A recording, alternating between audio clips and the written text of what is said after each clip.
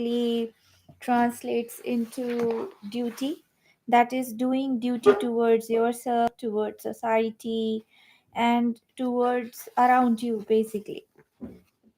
The It's okay, friend no speak. So the next bhav after dharma bhav that we understood was jnana bhav. So the Gyan Bhav comes through the practice of dharma, and Gyan literally translates into knowledge. So keen awareness and realization unfolds as you become more fine tuned to your actions and relations to the outside world. The development that occurs through the practice of dharma ensures the development of Gyan, which is knowledge. The knowledge of your body, the knowledge of your mind, the knowledge of your relationship with yourself and with others. It basically inculcates in you when you practice your dharma, your duty towards you, and the entire structure, uh, or the basically the um, entire conduct that you do around you, which basically brings in steadiness and leads you towards more calmer persona. So this is what we spoke about dharma bhav. Then we spoke about jnana bhav and how it is dependent on the dharma bhav. Next was the vairagya bhav. So vairagya bhav basically is the objectivity of thoughts, objectivity of actions.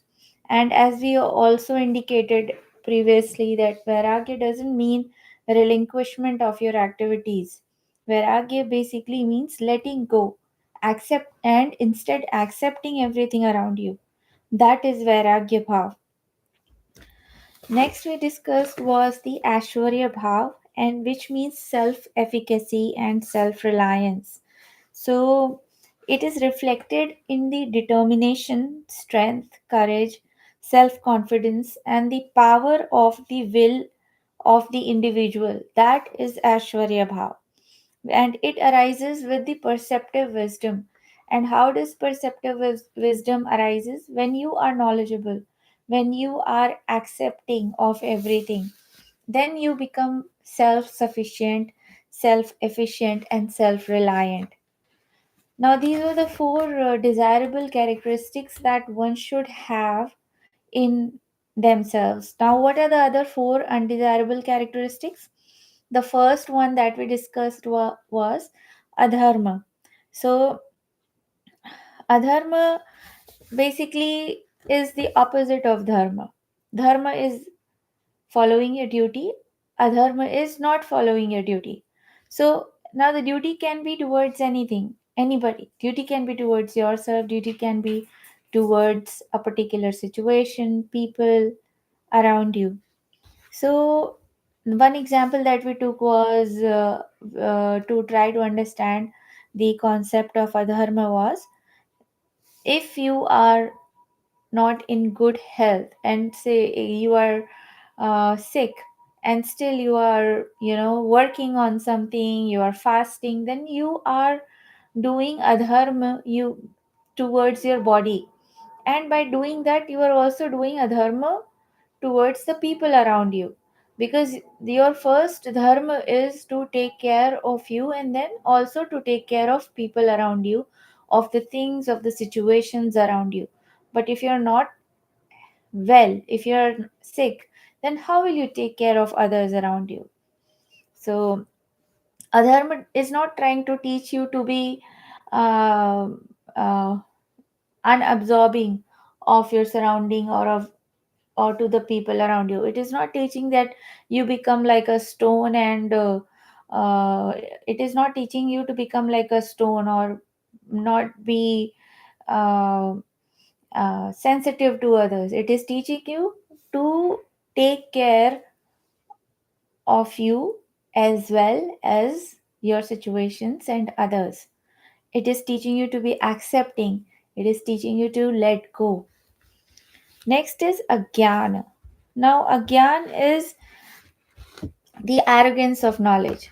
As we discussed yesterday and even before that, that you would find people who have big and huge degrees, but sorry, when you talk to them, you don't feel like talking to them because you don't feel them coming across as wise.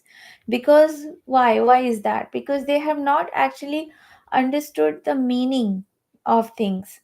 They have just gathered information, and through that gathering of information they have been able to receive a particular degree and reach a particular stage. But are they wise? No, they are not wise. When they are not wise, you would find it very difficult to trust them, to have faith in them. And then that thing in those people is the situation of agyan. That thing in them is called as agyan, or being unknowledgeable, because they're arrogant, they are egoistic. When this is a very very this is the worst thing that can happen to people like those, and you should have sympathy with them. Just imagine being so knowledgeable, but being being so um aware of things, but still not able to process it in yourself. This is really sad for them. So you should feel sad for them and let go of. You should not try to bring your level down to their level. Instead, take off from that situation, leave that place, and let them live the way they want, and you adjust according to your surroundings and your liking. Next, so these were the two undesirable characteristics that we have discussed till now. Now, the third characteristic is rag. Now, rag or attachment is the greatest vice. I mean, let's go. Let's read a little more into it. It is a senseless clinging onto things, people, and even one's thoughts. It inhibits growth of yourself as well as others around. It is seen in parents' uncontrollable attachment to their children and overpowering their lives. Now that is rag. Loving somebody is different from attaching them to to a level wherein you start controlling their lives. This is wrong. It is visible between spouses who dominate and intimidate others. Deep attachment in different relationships create irresolvable conflicts. Rag creates aversion when expectations are not met. For instance, when two close friends become attached to each other, expectations begin. When these expectations remain unfulfilled, aversion and anger will build up. Rag is also great attachment to material possessions, despite the knowledge that you have to leave everything behind on the last passing moment and nothing is permanent. Rag is that which stems from intense likes and dislikes. Have you heard this phrase, never say no, never say never? So, it rag basically creates the interplay of extreme love and hate. All pettiness and greed arises from rag. The mind becomes dull or agitated when situations go out of control. It is very difficult to not be involved. It is very difficult to not expect. But as human beings, what we can do is be aware of it. It is okay to expect from someone, but you should know that your expectations would be fulfilled. It is very natural for I mean, this part I have always been in conflict in my mind. I understand that when my rag is towards the material possessions, towards buying unnecessary clothes, it is wrong. I understand that, but I sometimes fail to understand that how can you not expect from your spouse, or how can you not expect from your friends or family. You will always do that. But a basic thing that you can do to be able to secure yourself from that hurt or pain that might not come, is to be aware of it. When you are aware of things, then you are able to soothe yourself. But if you are not aware of yourself, how will you do it? If you get hurt and you are not aware that something has hurt you here, how will you put something, some ointment, some relief, pain reliever, or some ointment on it so that you are fine? You will not be able to do that. Similarly, if you are in a position of attachment with somebody, some near one, dear one, it is very natural to be codependent on them. But the thing that you should remember is that the person is the other person worthy of it or not, first thing. And secondly, if in case they hurt you, will you be able to bring yourself to that situation, to that awareness that you will not get hurt? It's a work in progress. It will not, none of us are saints. All that we can do is understand the concept and try to imbibe the importance of it in us, and then try to structure our life around it in a better way. Well, that is a good thing that you will be able to do if you are able to do, and including me. But yeah, so it is difficult, but it's good to be able to do it. You have seen so many people. I mean, I don't know uh, uh, how do people do that when they have when they don't have any kind of rag or attachment towards their spouse or friends, or no expectations from others. But the primary premise behind doing it is not to hurt yourself, not to perform adharma towards yourself by by getting uh, getting into some very dear attachment with anybody. You will do it, I will do it, all of us will do it. But all we can do right now is to be aware of it and try to minimize the hurt as much as we can. So this was the third undesirable trait according to Samakya philosophy, um, in that a person should not have. So next is anashwarya. Anashwarya, when dharma, agyan, and rag dominate your mind and actions, there will be no peace in your mind. There is fear, insecurity, lack of faith, low self esteem, resulting in depression. It is also characterized by self dejection and helplessness, or it can result in the lack of humility and give rise to arrogance and confidence, which lead to your ruin. Now, this was the last rag, Anashwarya, that we tried to, and that is exactly opposite of Ashwarya, which is self efficacy and self reliance. So, now we have understood the eight rag, eight bhav, the eight important characteristics that are a part of Samakya philosophy. Thank you for the hearts. So now we should be able to correlate them with our lives and try to live our best life. We will not be able to completely follow either the four positive bhav or the four negative bhav. But now we know about it. Now we are aware of it. And when something happens in our life, these bhav will become guidelines for us. and you will, like, if you're going to think negative about yourself or feel depressed 10 times, if you were feeling 10 times, now it should reduce. It should gradually reduce to 9, 8, 7, 6, 5, and then become 0. So, but it will all come when you are aware of it.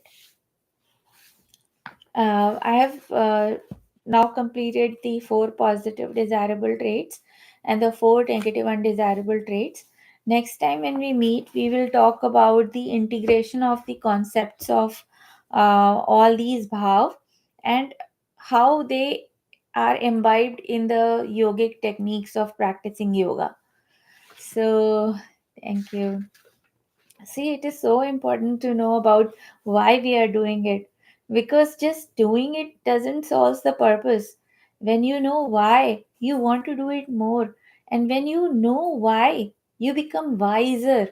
Wiser for your own self. You don't have to be wise for somebody else. The other person will do their homework, but you have done your homework, which is very important. So, now let's do our meditation and yoga practice. So, please come on to your mats in child's pose.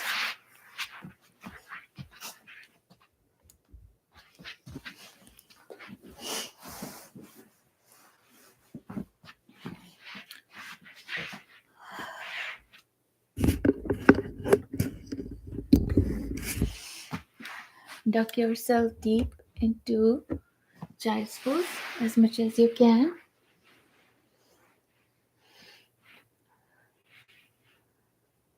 Try to make the posture deeper by sitting onto your heels.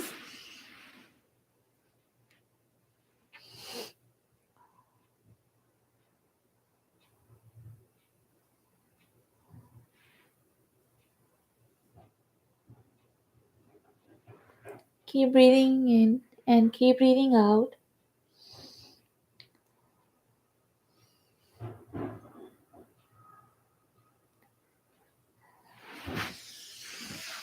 Inhale and sit up and try to back bend while sitting in the child's pose, Balasana.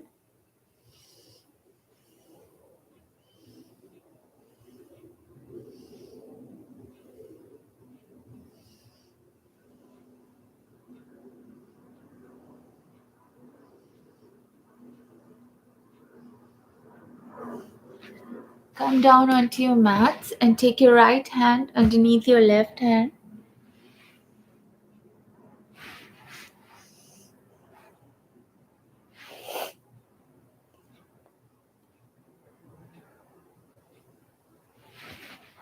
Other side.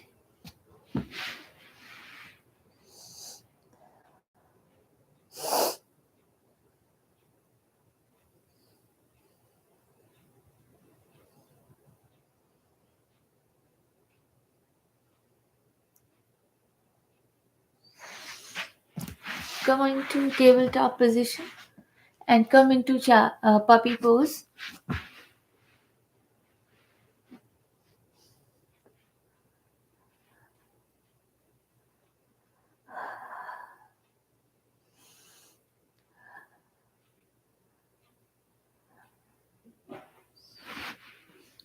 Come up in tabletop position and we will do cat cow pose. Inhale, look up towards the ceiling. Hold it. Keep breathing in, keep breathing out. Breathe in from your nose and breathe out from the top of your head.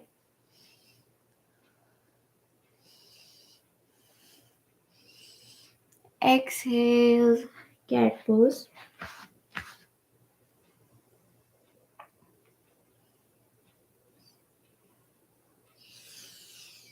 Inhale.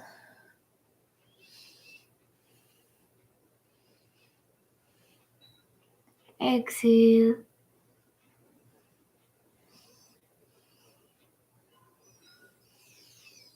Inhale.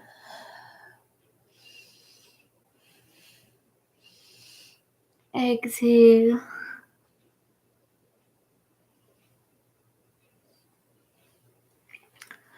Now take your hands a little ahead of you and we will do ragdoll from right to left.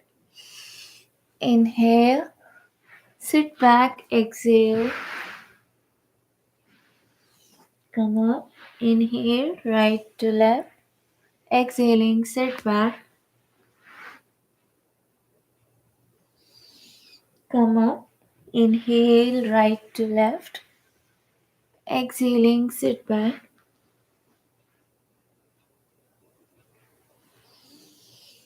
Inhale, left to right. Exhaling, sit back.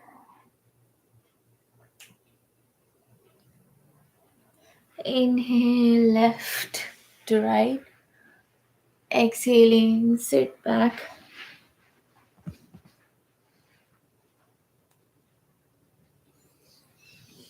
Inhaling, left to right.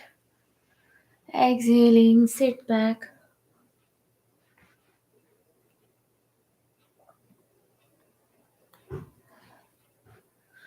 Come up in tabletop position. From here, we sit into butterfly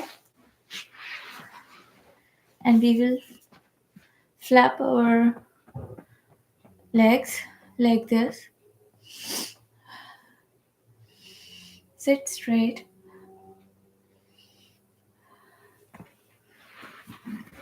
Keep flapping your legs.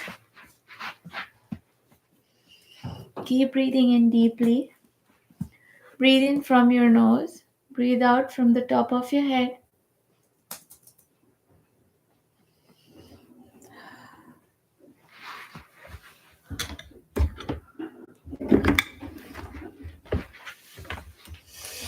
Breathe in from the top of your breathe in from your nose. Breathe out from the top of your head.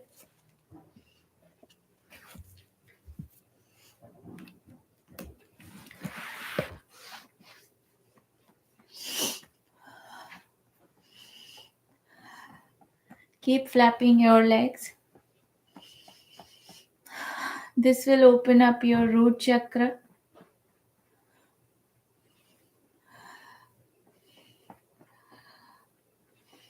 Breathe in from your nose. Breathe out from the middle of your eyebrows.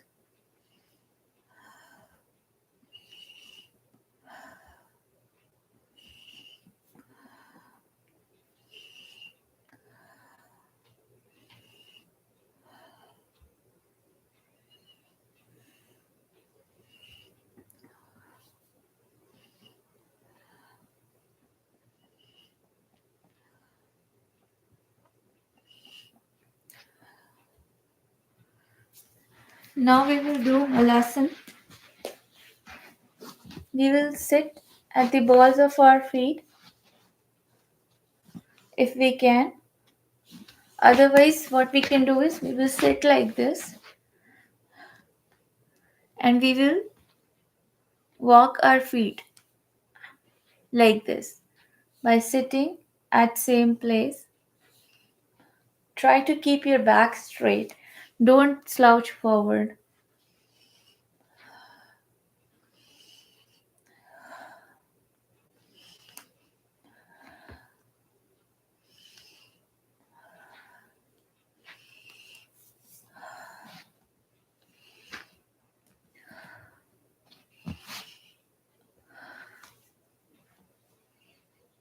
Keep doing it.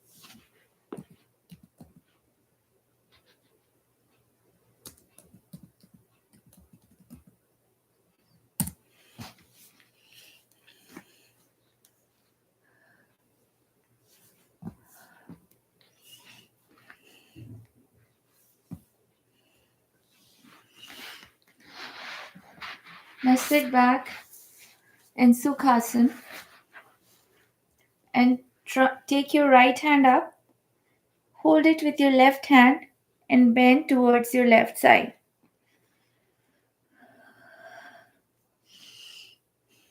Keep breathing in, keep breathing out.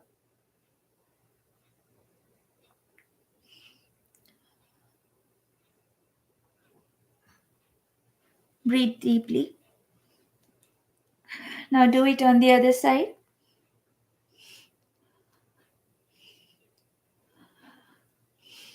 Breathe in from your nose, breathe out from your top of the head.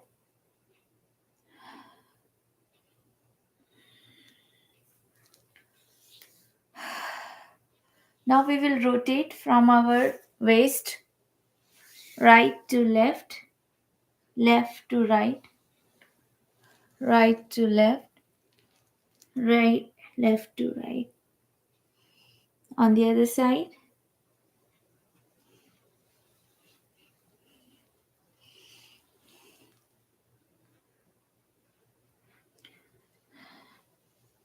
try to deepen your practice by going back a little more, by coming in front a little more.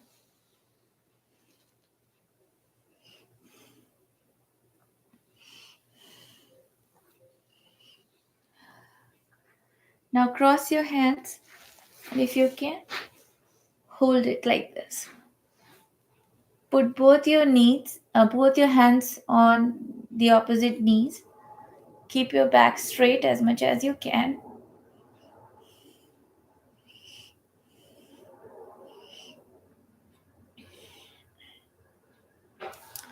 Now reverse.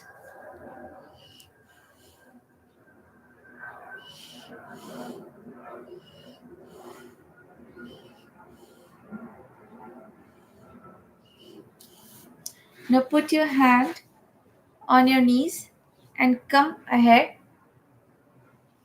Go back. Come ahead. Try to deepen the posture as much as you can. If you want, you can do it this way. If you can, take your hands behind your back. If you can bend down as much as you can. Now take a head.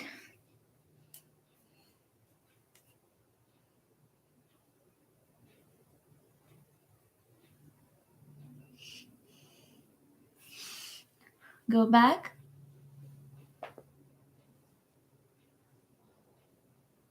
Bend if you can. This will stretch your whole spine.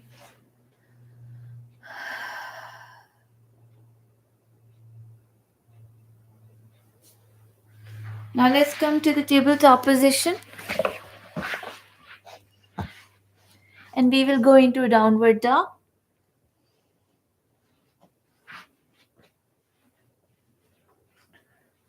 Walk your feet. Try to duck yourself deeper in between your arms.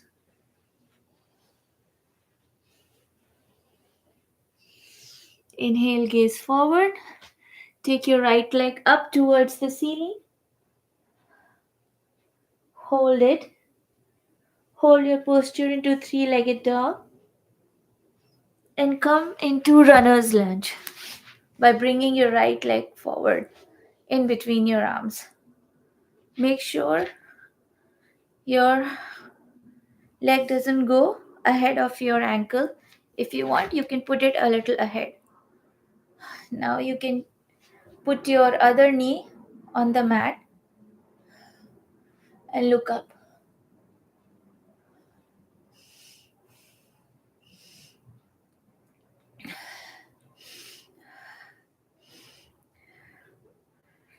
Now pitch your right leg back.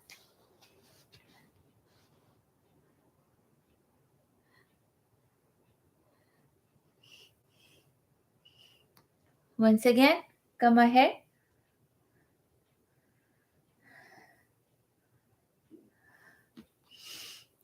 Keep breathing deeply. Pitch your right leg back.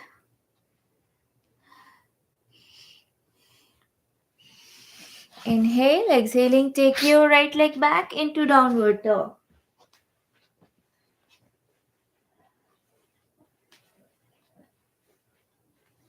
Walk your feet. Inhale, gaze forward. Exhaling, bring your left leg ahead. Try to adjust your leg if you want. into a runner's lunge.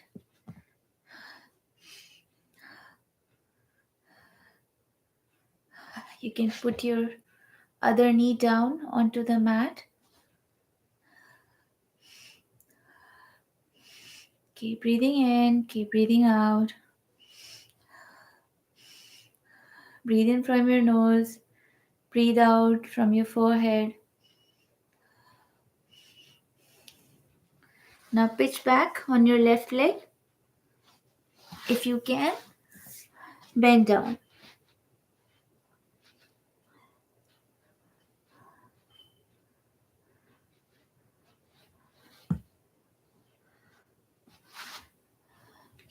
Once again, lunge forward.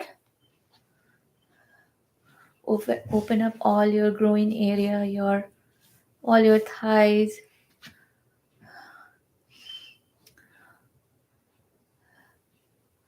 And then pitch forward.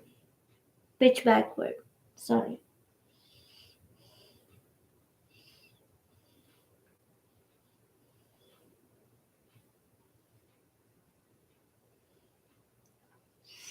Inhale, look forward. Take your leg back into a downward dog.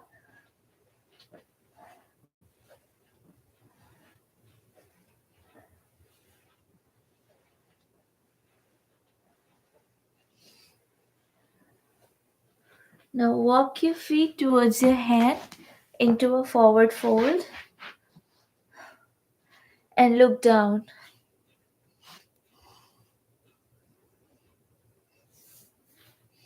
If you can, take your palms underneath your feet and try to make the posture as deep as you can. This is your practice, you're not competing with anybody.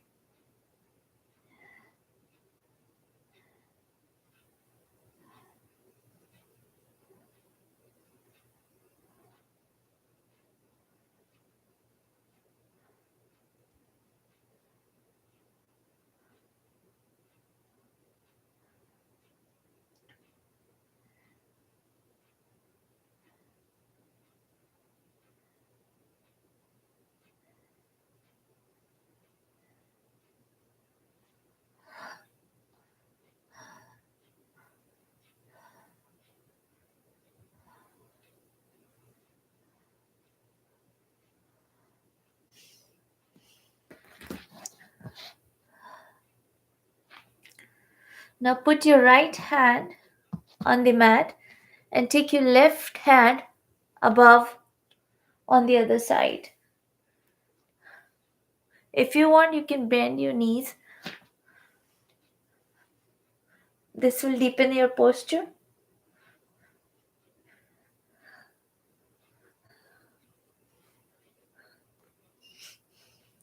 Hold your posture. Come back. Now put your left hand on the ground and take your right hand above towards the ceiling. Bend your knees a little.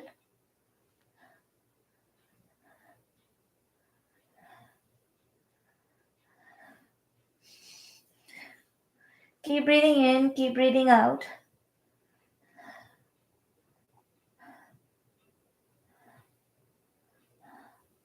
You can either bend both your knees or bend just one knee.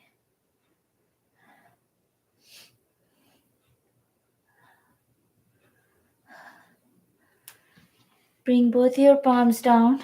Look down.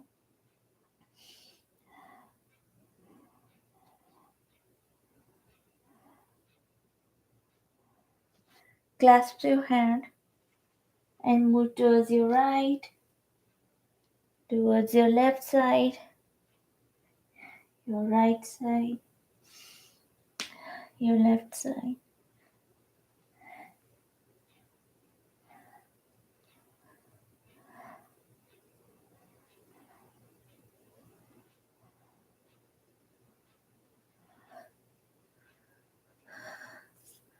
Look up. Inhale, exhaling, go into downward dog.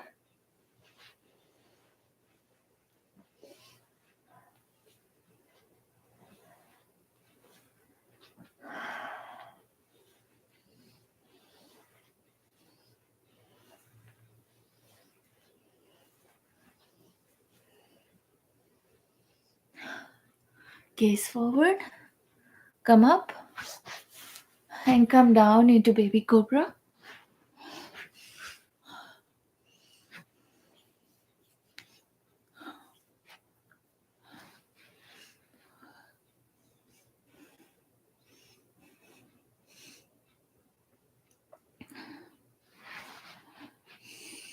Inhale, exhale.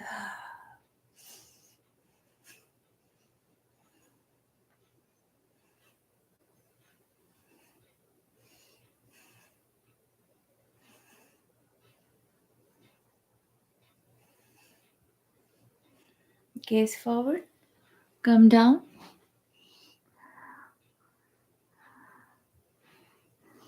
Baby cobra.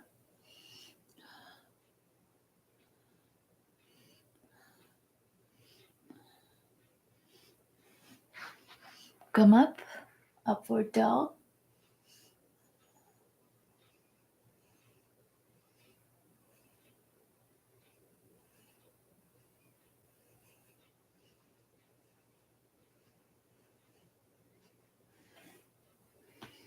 Gaze forward. Come into tabletop position.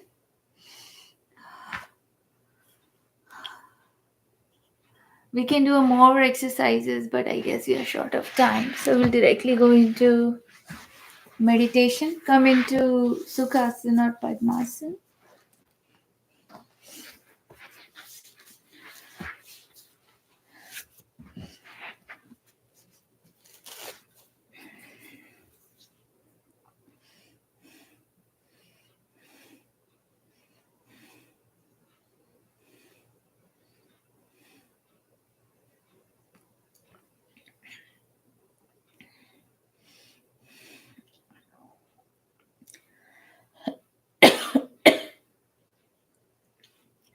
Keep breathing in, keep breathing out.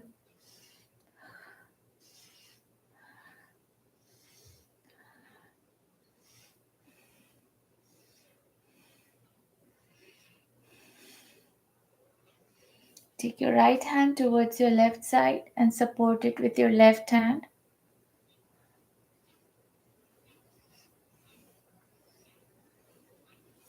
On the other side,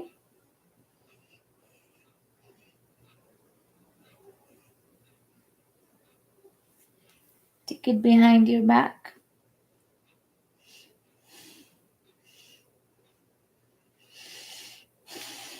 The other hand,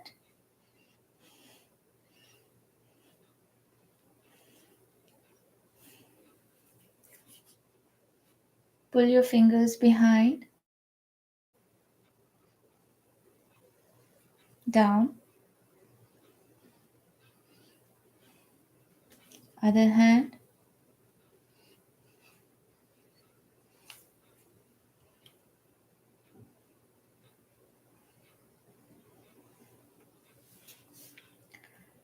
now we'll take deep breaths starting from your abdomen, going towards your chest region to intercostal region to your nose, and it will go out. Please follow my lead. Inhale.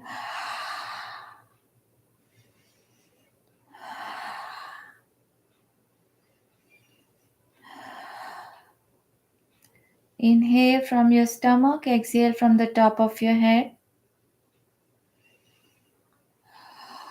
Take Ujjayi breaths.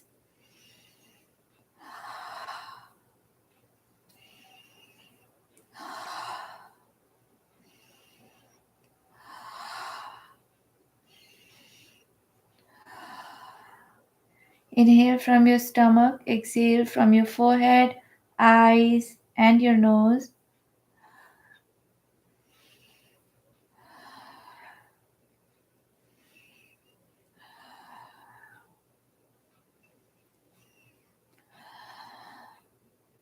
Inhale from your stomach and exhale from your cheeks, your throat, your mouth.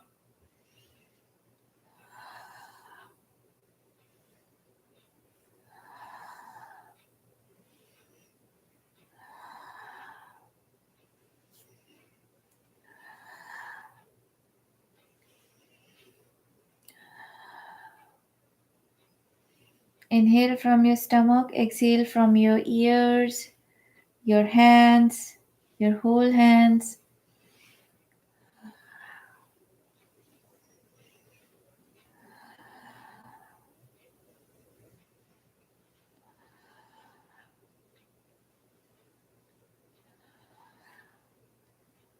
Inhale from your stomach, exhale from your lower body, your legs, your stomach.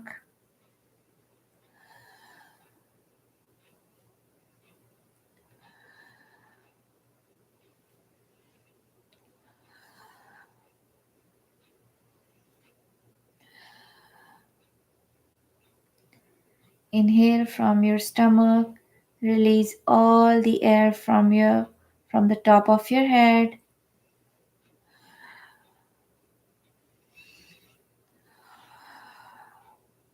Let go.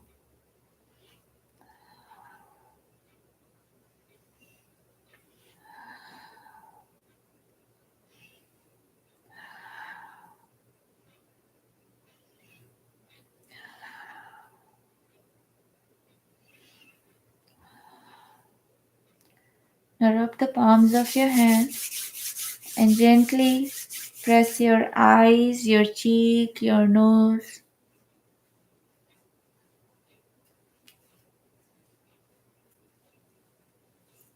Press your temples,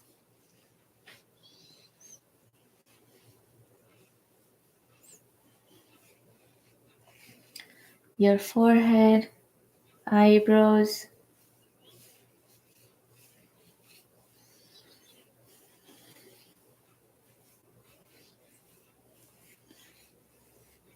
the top of your head, the front head.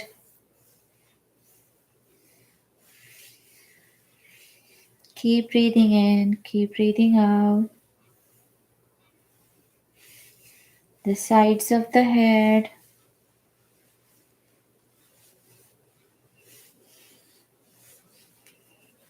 the back of the head,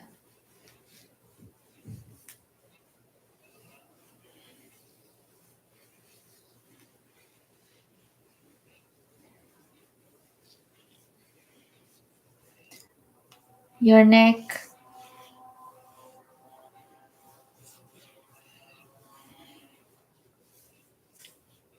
your ears, the sides of your ears.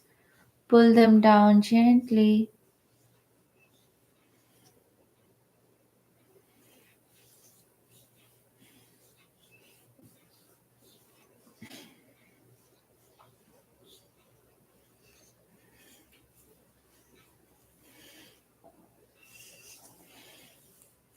Your temples once again.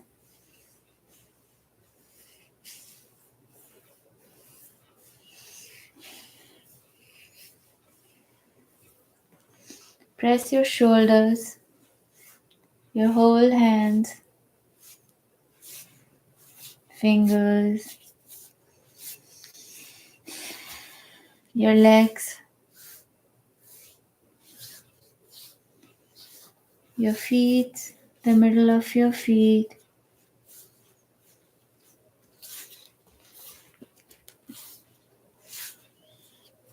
your stomach, your side body, your lower back,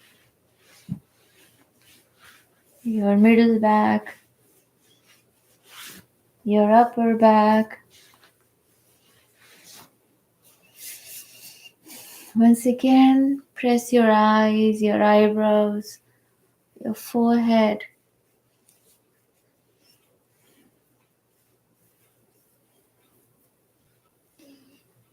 sides of your ear,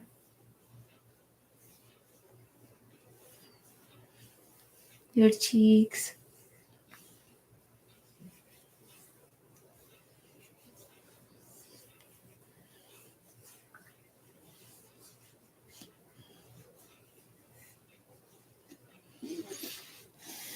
Now bring your hands to your heart center and we will say our wellness prayer. You can repeat after me if you want. Our self development is possible only if we maintain a balanced state of mind all the time, all the time, all the time. Inhale, exhale, inhale, exhale,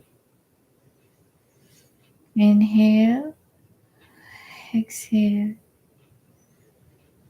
inhale, exhale, inhale, exhale, inhale, exhale. Bow down to the Mother and show your gratitude for giving us this beautiful day, this beautiful night, and a coming tomorrow. Namaste.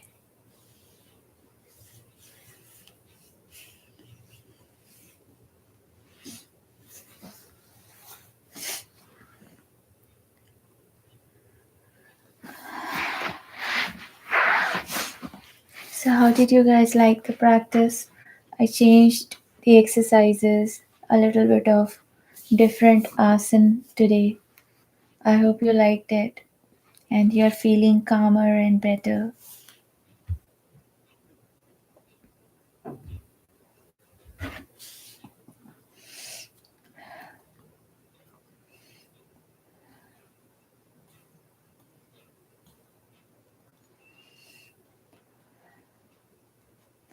I open up the floor for your questions, comments, any concerns you have. You can discuss it with us and feel better.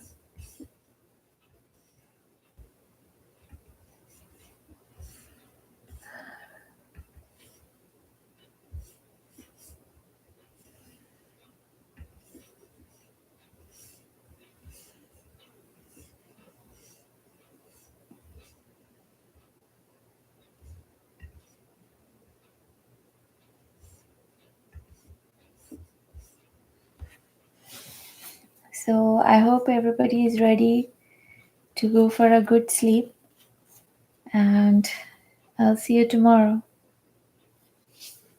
Have a good night. Bye.